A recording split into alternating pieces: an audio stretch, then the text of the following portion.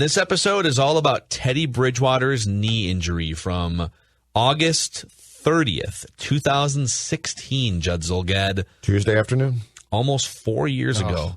Actually, it feels like it was longer ago than that. Dude. But It does. It's only been 4 years. It does feel like a long time ago now. 2 days after Teddy Bridgewater completed 12 of 16 passes for $161 and a touchdown in the first half of a preseason game against the Chargers. The Chargers.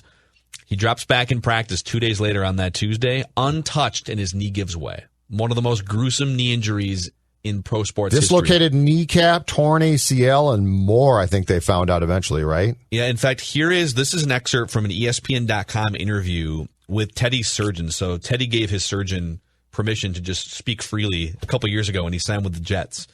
And this was an excerpt from the article. Amputation was no longer a feared possibility, so that was a thing for a little while. Mm-hmm. And yet, what the surgeon faced that day was something one might see on the set of a sci-fi film. It was just a horribly grotesque injury, the surgeon said. The good doctor was talking about the quarterback's left knee, which had exploded without warning 9 days earlier while Bridgewater was dropping back to pass, untouched in a Vikings practice. Quote, "It's mangled. You make the skin incision and there's nothing there. It's almost like a war wound. Everything is blown. It's certainly the worst knee dislocation in sports I've ever seen without having a nerve or vessel injury. It's an injury that about 20 to 25% of NFL players are able to come back from ever. It's a horrific injury. You've torn every single thing in your knee, and it's hanging on by one ligament on one side like a hinge." End quote. Yeah, besides that, he's fine. Oh, God. You got to open you got to come back and start the season. What are you guys talking about? Yeah, no, it's disgusting. So prior to the injury, Teddy was obviously a first-round pick by the Vikings. He had compiled a 17-11 record as the Vikings starting quarterback. Should have a playoff victory in there, too, if not for Blair Walsh missing a 27-yard field goal. Or Adrian Peterson fumbling. Don't ever forget that one. Peterson fumbling, too, yeah. And he showed great leadership behind the scenes at practice, in games. Teammates believed in him. Coaches loved him. He showed accuracy. He was one of the most accurate intermediate range passers in the NFL. And he showed some clutch on third downs and in the fourth quarter of games. And the Vikings were just starting at this point, going into 2016, just starting to mold the offense to Teddy Bridgewater's skill set. Remember, the first couple years of Teddy, it was really still Adrian Peterson's offense. And Teddy Bridgewater played a lot of shotgun pistol at Louisville in college. And they had him lining up under center, I formations, and just a lot of formations that if it was just, hey, this is our new quarterback, this is our franchise, you wouldn't mold the offense that way. First game of 15 was a disaster. Yeah. The San Fran game. They were awful, and that in no way, shape, or form was the offense that Teddy wanted to run, I don't think. And so I think the excitement going into 2016 was, coming off that preseason game, especially against the Chargers, it was like, wow, okay, so this is what it looks like. This is Teddy Bridgewater's offense. He's going to drop back. He's going to throw the ball. They're going to run just something that makes him feel more comfortable, and boom, his knee gives out, and it sends the Vikings into a panic a week before the regular season starts, and they wind up trading a first-round pick for Sam Bradford. He got off to a 5-0 start and missed the playoffs. That was the 2016 Vikings. So let's start with this question. Where were you guys when you heard about Teddy Bridgewater's gruesome knee injury on August 30th, 2016? I was sitting in the office, and I believe that we were shuttling back and forth to the State Fair at that point in time, and we got done with the show, which was 9 to 1 at that point, and I think I was in the conference room here working on something, and somebody said something along the lines of, "Did you hear about Teddy?" I'm like, "What?" They're like, "Yeah, Teddy got hurt." And at first I'm like, "Oh, okay, something happened, but it's not going to be that bad." And I just remember finding out quickly that his knee had gone. They had taken him away to the hospital, that this was grotesque and severe, and thinking immediately to myself, what the hell are they going to do? Like, we are on the precipice of the season. And the one thing was, that year, I believe, when I got to training camp, when they were still in Mankato in 2016, I looked around, and the first thing I thought was, if Teddy does get hurt, and I'm thinking to myself like 2 weeks, okay? So to be fair, I'm not thinking like his career might be over. If Teddy does get hurt, is Sean Hill really capable of stepping in? Like this to me felt like they were so sure of Teddy that they essentially had Teddy's coach as his backup, which I was like, I don't know if that's a great idea because this kid definitely could get hurt at some point in time. So the day he did get hurt, the rest of that day, I just thought, and I recall going through the list of guys that might be traded, released, and I really thought they are screwed because I didn't think of Bradford.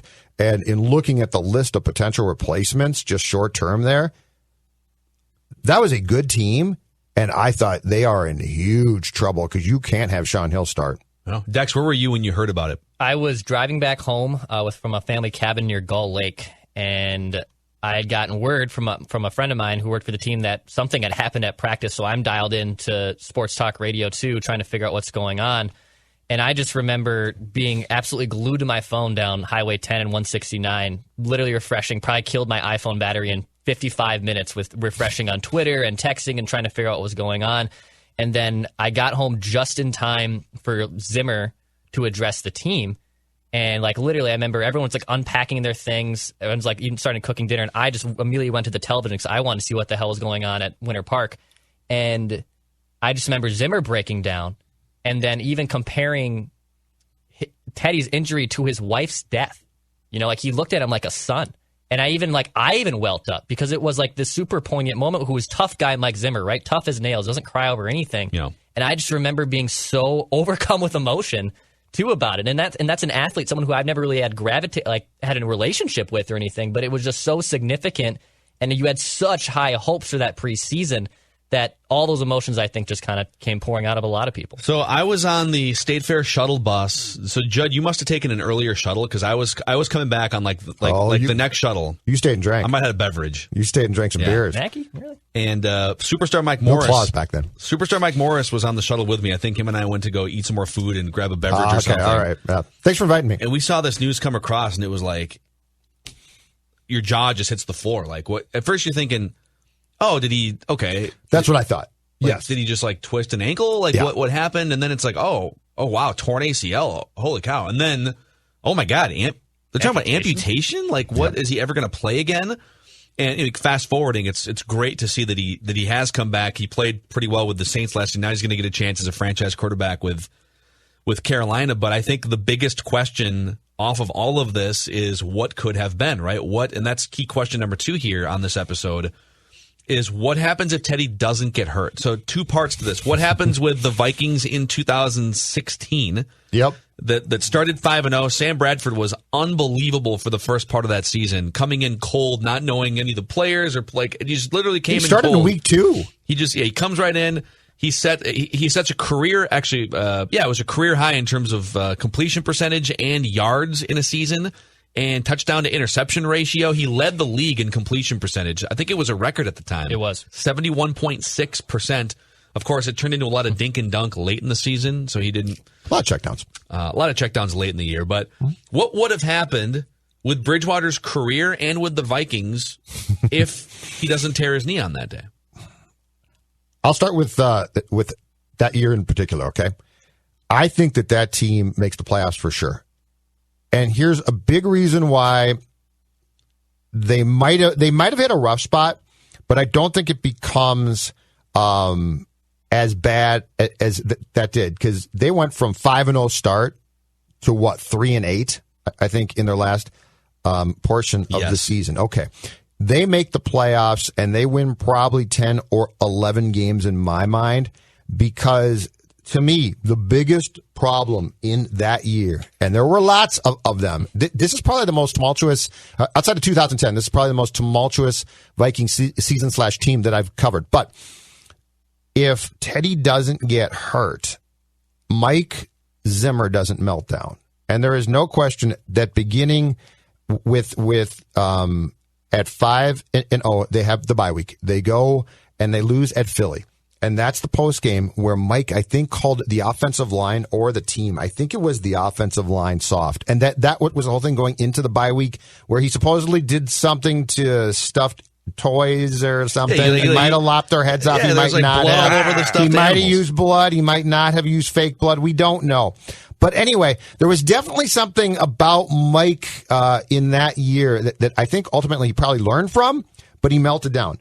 If Teddy is his quarterback, and as Deck said, this kid was like a son to him, I don't think he melts down. So there certainly could have been rough patches and rough spots, but to start your question off, I think this team hits a rough spot, rough patches, but it doesn't kill them, which it ultimately did.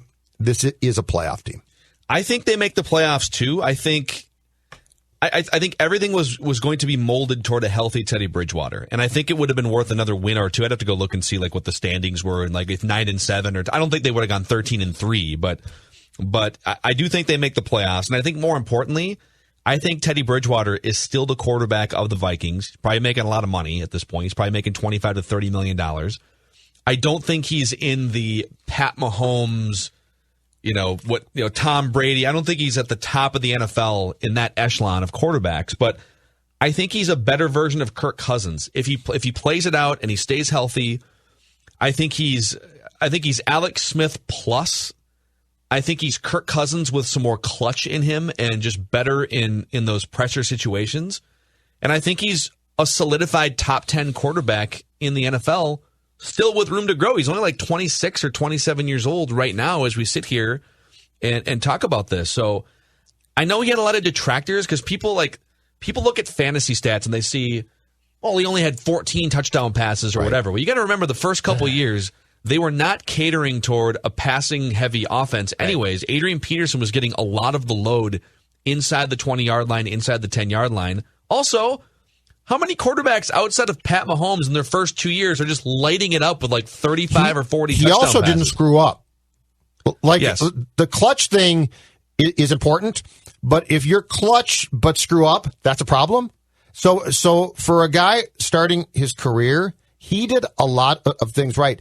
But this is where the Chargers game will always haunt you, because the Chargers game, that first half, was a step of everybody. And I know it was a exhibition game. But if you recall, that game, we all left the stadium saying, oh, my God, there's something there. And it wasn't just his play. It was his look. He looked completely in charge. It had clearly morphed from 2015 being the Peterson show, and here's Teddy. Yeah. Hey, have fun, to no, this is my team. And so what made that Chargers game so appetizing was the fact that you thought to yourself, oh, boy, corner been turned. And 2 days or 3 days after that, he gets hurt. And we never get the answer to if what we saw that day was real. Yeah. And I'd take it back even to the first preseason game that year against Cincinnati. Judd and I had this conversation like 2 months ago, but I don't remember any preseason in football where you were really dialed in and you like took the results and like, holy crap, this is going to translate to the season. Because that first series against Cincinnati, everything against Teddy, like you said, Phil, he's pedestrian, he doesn't take shots. He unleashes a deep bomb in that first series, I think to Jarius Wright, hits him from the 50-yard line, just a bomb. You're like, oh, there's Teddy in the deep ball. And then it translated into the Chargers game. And you just were all in on this team, not just being, in my opinion, 10-6 and 9-7 cute. I was looking at this team being 12-4 and a favorite in the NFC. Yeah, and you just mentioned like Jarius Wright was like the number one wide receiver on the team. So the other thing that people forget, like Kirk Cousins has had, and before Kirk Cousins, I'm trying to think, Case Keenum had both Thielen and Diggs as well. So Case Keenum and Kirk Cousins have had two top 12 wide receivers in the NFL, running routes, available down the field. Teddy Bridgewater, 2014, all right? These were the Vikings wide receivers. And Matt Castle made 3 starts, and then Teddy took over, and that was his rookie season, okay? So Matt Asiata was the bell cow running back. Jerick McKinnon was a good little Swiss Army knife running back and pass catcher out of the backfield. You had 31-year-old Greg Jennings, so it's kind of broken down. Greg Jennings was basically on his last legs and was out of the league a year later. Yep. He went to Miami, and then he was out of the league. Yep. And then you had Matt Asiata as the second leading receiver on that team in 2014, followed by Jarius Wright and can't run a route Cordero Patterson. And Charles Johnson was 5th Charles Johnson, remember that guy? Number 12? Oh, yeah. Charles Johnson? Yep. 2015, Teddy's first full year as a starter. The weapons list is not that much different. In fact, you might make a case that it's worse because Adrian Peterson was the bell cow running back, and he wasn't very good. They did feature Stephon Diggs for part of that season. He started like half the games. That was when Stephon first emerged into the mix. Kyle Rudolph was there. Mike Wallace. But like that was kind of the end of Mike Wallace's run. He was 30 years old. Imagine Teddy Bridgewater emerging into his third, fourth, fifth years in the NFL, 24, 25, 26 years old, and having Adam Thielen and Stephon Diggs as targets to and throw Rudolph, to. too, at that point in time. Yeah, and emerging into his prime. Absolutely, yeah. Yep. So it's just, I want to bring one more number to the table here because I think it's important to note that in 2015, according to Pro Football Focus, for the people who think that, like, you guys are overrating Teddy, Teddy Bridgewater in 2015 led the NFL in adjusted completion percentage, which is if you take away drops and you take away throwaways, and Teddy did have a lot of throwaways, I will give you that. He was the most accurate passer in the NFL, mostly because of that 5 to 15 yards in the air range. Other guys in the mix behind Teddy Bridgewater in 2015, Kirk Cousins as a first-year starter, Russell Wilson, Tom Brady, Drew Brees, and Phillip Rivers. Those are the guys on that list. Mm-hmm. The complete passes at that rate, pre-injury Teddy Bridgewater. This might be the greatest, or it is certainly top 5, unknown in Minnesota sports history. It is. It's one of the great unknowns because you're not positive, but you're pretty sure that he was going to be a really good player and he was going to solve a problem. And the most important thing was, again, I will always go back to this. He's the only quarterback that I've ever seen this head coach trust. Like, this was his guy. And that also might be more kind of a Mike Zimmer problem to iron out at some point, too. But, yes. Yeah, but I can see how quarterbacks don't engender a lot of trust at times. Yeah. But Teddy had he walked the line of being smart, but to your point, Phil, being clutch at times, too. He had 4 fourth-quarter comebacks in 28 starts for the Vikings. So it wasn't just like he was, handing off a football and having to dink and dunk. No, the guy, when it was mattered, he got the team to a position to win. And like you see a lot of these other younger quarterbacks, Russell Wilson is a great example of this. Once you get into you're kind of training wheels your first couple years. What we didn't get to see is Teddy Bridgewater without the training wheels and fully healthy in years 3, 4, and 5. I saw a little glimpse of it against the Chargers. It was interesting. The Chargers. Next question for you. Do you guys think Teddy Bridgewater will ever play for the Vikings again? No, I do not. No, because if Zim was like 50, I think he might, but Mike is what, 63, 64 now? So no. I think Teddy in Carolina, we're going to find out now over the course of a full year if the leg and health can hold up. If it does, I think he probably plays there and maybe one more place, but I don't think he comes back here now. The only way it happens is like if he's really good, then he's Carolina's quarterback for like the next 8 years. Or he gets hurt and he's just going to be done. Right. But if the only way he comes back and plays for the Vikings is a classic Vikings, like toward the end of his career in 10 years or something. Yeah. And I don't know, Carolina has blown everything up and they've moved on and Teddy's coming back down and there's like a buy low factor on a veteran Teddy Bridgewater.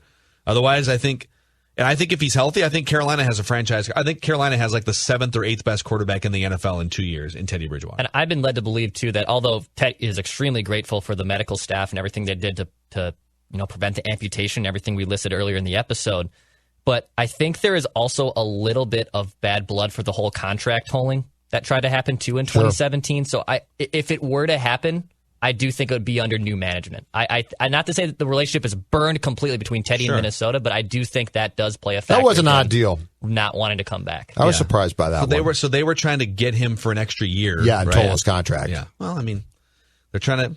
They don't want to have to pay. That's the problem. Like if they wanted him, this is the conundrum they ran into when it came down to Case Keenum, Kirk Cousins, Bridgewater. It was like, well, they'd love to see it out with Bridgewater, but you can't. Like the guy was going to make more money. And you could not trust his leg because it blew up. Yep. Like if he had gotten hit, you'd be like, okay, this is tough, but when you can't explain it, it becomes, I think, a very difficult choice to say, yeah, let's pay the guy and also hope.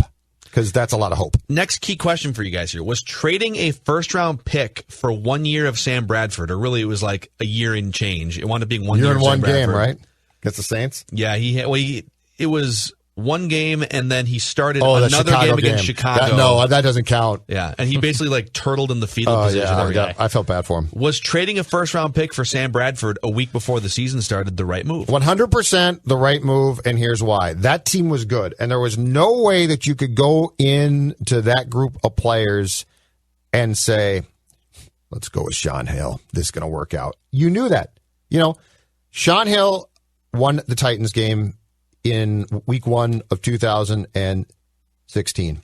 But when you watched him play and when he surfaced on the injury report after that game, basically for being old, there was no way that you could go in and say that. And if you had gone out and gotten like a veteran backup who was not that good, I think your players would have said, what the hell? So, yes, the price was big, but I will always credit Spielman and the Vikings for finding in a very short time a solution to at least give themselves a chance to be as competitive as they possibly thought they could be. Yeah. As opposed to saying, you know what, Mike Lennon, you're good enough. Yeah, I loved it. So, I thought it was good. the right move too. And they started off. They won their first game with Sean Hill, who threw so many passes in that game. Yeah, he's on the injury report being old. Yep. So Bradford comes in. He wins his first 4 games as a starter, and the Vikings offense looks amazing. He doesn't throw an interception until week 6, but that's another one. Even with Bradford, like there's a whole other episode here off Bradford. Another like what could have been. Like Bradford was the number 1 overall pick. Yes, he's one of the more talented quarterbacks we've seen in the NFL the last 20 years. He's still he's the quarterback here to this day if he doesn't get hurt. Right. But he was always hurt. And like, you've got these sort of parallel what ifs happening. Like, what if Teddy Bridgewater had stayed healthy? And like, well, what if Sam Bradford had stayed healthy? Sam Bradford was maybe more talented than Teddy Bridgewater was. The Saints game?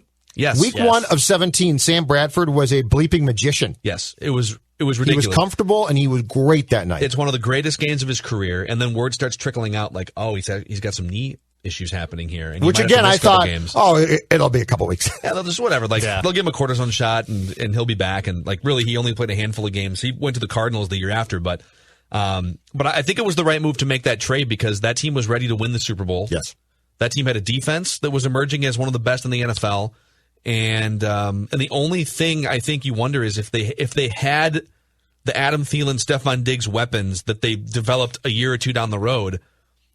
And that's the only year of healthy Sam Bradford. Would they have won a couple of those games when they lost 4 or 5 in a row in the middle of the season? Would they have, with better weapons, would they have won a couple more games to pull themselves out of the funk and given themselves a chance to win games in the postseason? Man, they spiraled so bad. I don't know. that home loss to Detroit. They lost a home game to Detroit in week 9.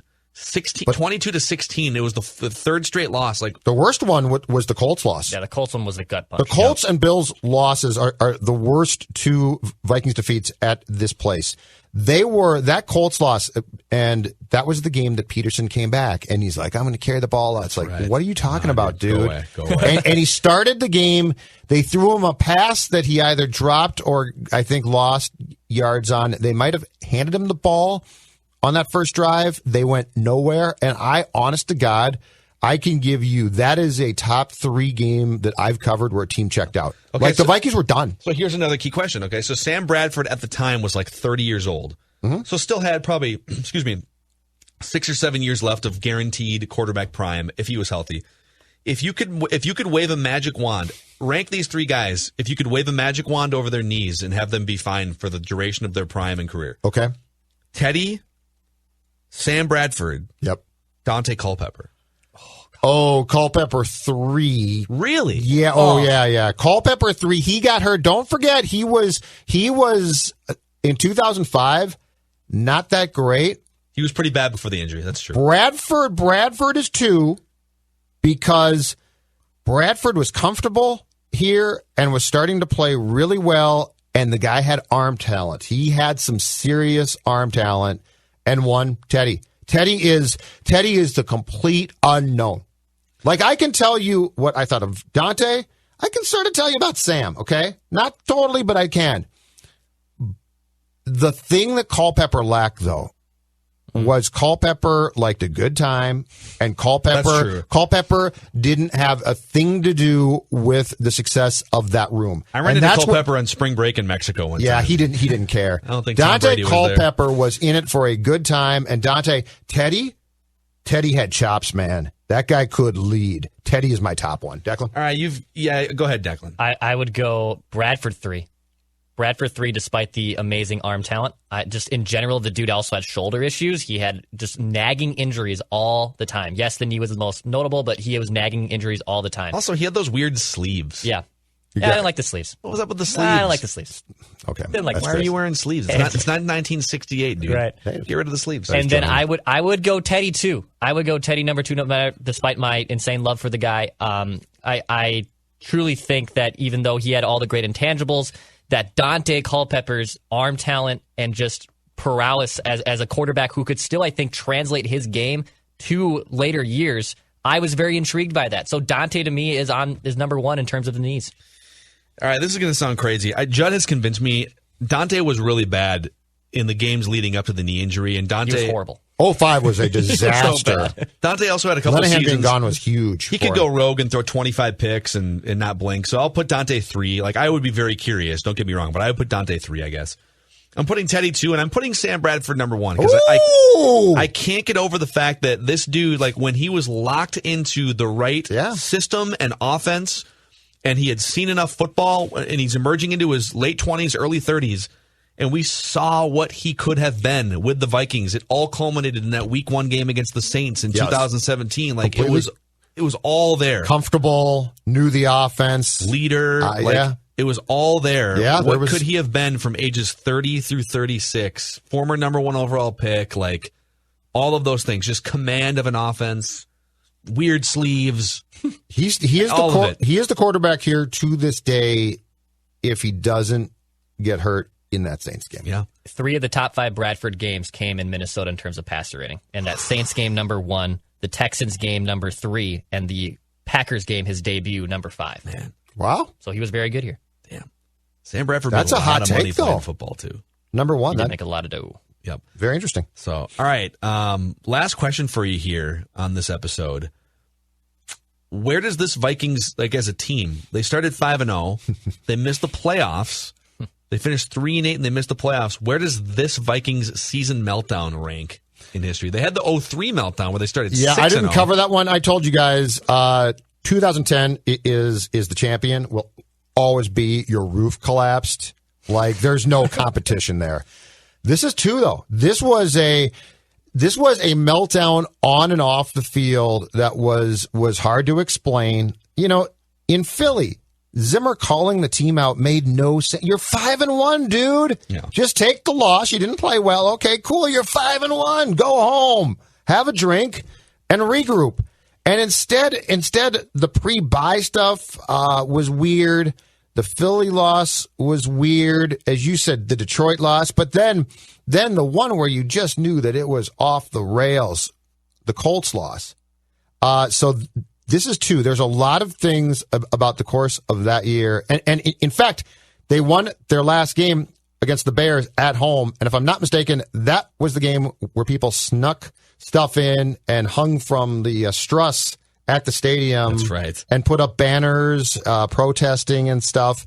And that was the perfect culmination to that year, a game where nobody watched the game because it didn't mean a damn thing, and everybody watched the protesters basically swinging from the truss. That's right. That was a weird year, and that was post 5-0 a hell of a meltdown. Yeah, it's a meltdown. It's not quite losing in Week 17 at Arizona against a crappy, was it Cade McNown, one of the McNowns or McCowns. Josh McCown. Nate Poole, right? Josh or Luke. Nate Poole caught the pass in the back of the end zone. All right. Yeah, it's not quite that when you start 6-0 and you have Randy Moss and Dante Culpepper and you lose in Week 17, but like it was pretty bad. It's pretty bad to not finish that thing out. And like, who would have thought when the Vikings were off to the season they had the year before, and they should have won a playoff game, and then they start the next season 5-0 with Sam Bradford looking like the best he's ever looked in his career. Like, who would have thought that was the end of the road for